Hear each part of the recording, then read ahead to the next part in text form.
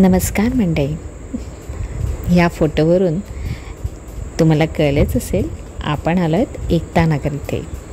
एकता नगरच्या statue of unity पाहता पाहता आजूबाजूला असलेलं कॅक्टस गार्डन, बटरफ्लाय गार्डन, त्यानंतर पेट्स, त्यानंतर अनेक प्रकारचे पक्षी संग्रहालय आणि प्राणी संग्रहालय, आणि आपण लाईव्हही बघू शकतो पक्षी प्राणी यांना. खूप छान असं मेंटेन केलेलं आहे. तिकडे तिकिटाचे चार्जेस आणि हे सगळं पूर्ण दिवसाचं आपल्याला पॅकेज असतं. वेबसाईटवरती त्यांच्या ऑनलाईन प्रकारे तुम्ही बुकिंग करून व्यवस्थित पॅकेज तुम्ही करू शकता.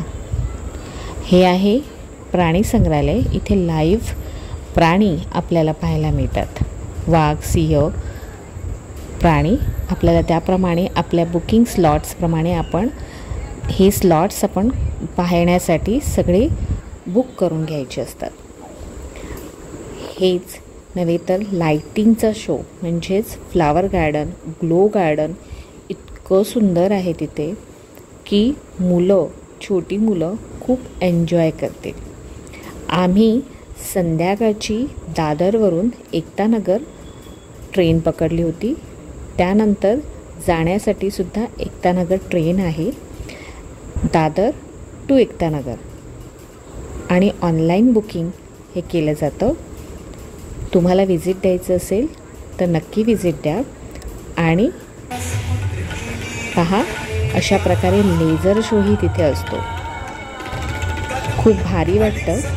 छान सुंदर असं ग्लो गार्डनमधून निघायला आमची मुलं काही निघतच नव्हती.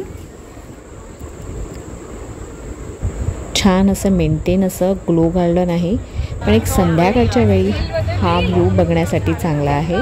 तर त्याप्रमाणे ऑनलाईन बुकिंग तुम्ही करून घेणं गरजेचं आहे. त्यांच्या वेबसाईटवरती ह्या सगळ्या गोष्टी अवेलेबल आहेत. तुम्ही पाहून घ्या. एन्क्वायरी काउंटर्स आहेत. एन्क्वायरी काउंटर्समध्ये तुम्ही बुक करा त्याप्रमाणे आणि तुमची ट्रिप एन्जॉय करा. थँक्यू.